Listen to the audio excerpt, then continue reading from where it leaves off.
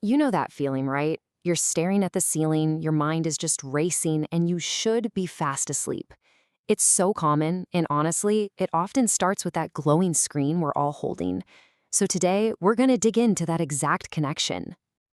So, does this whole scene sound a little too familiar? You're scrolling through your feed, maybe firing off one last email, or you've fallen down that classic YouTube rabbit hole. And then, when you finally shut it all down, your brain just refuses to switch off. Well, the science is getting clearer and clearer on this.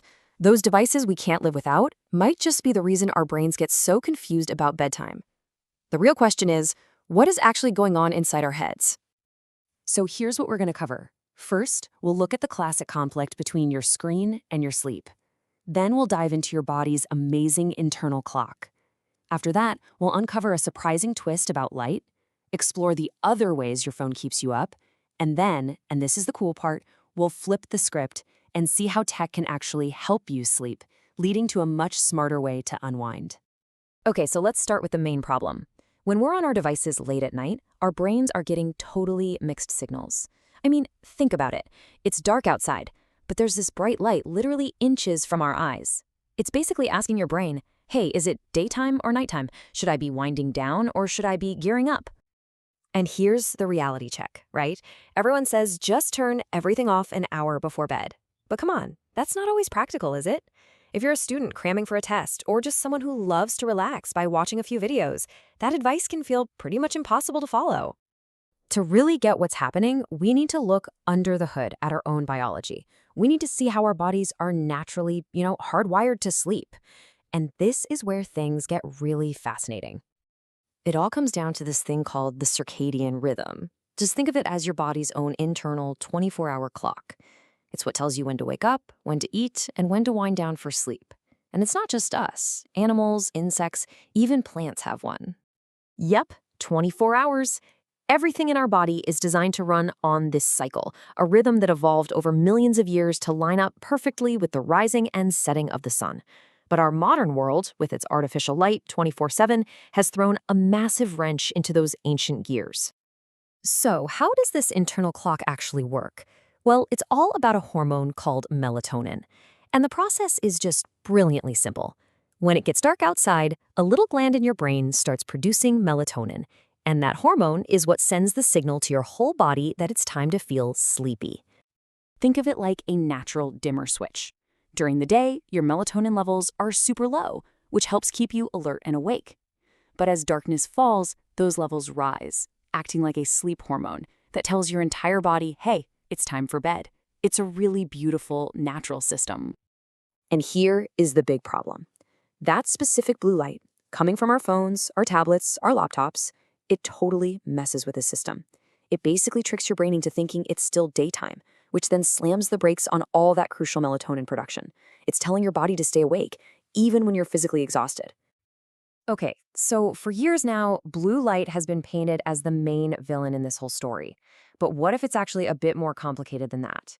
Some recent research has introduced a really surprising twist. So get this, a 2019 study found something pretty unexpected. It suggested that yellow light, the very color that most night mode settings use, might be more disruptive, possibly fooling the body into thinking it's daylight. In their research, blue light was actually more associated with twilight, a natural cue for winding down. Now, before you go and change all your settings, we have to add a huge grain of salt here. This research is still very new, and this particular study, it was done on mice, which are nocturnal. So we can't just copy and paste these results onto humans. The science is definitely still figuring this one out.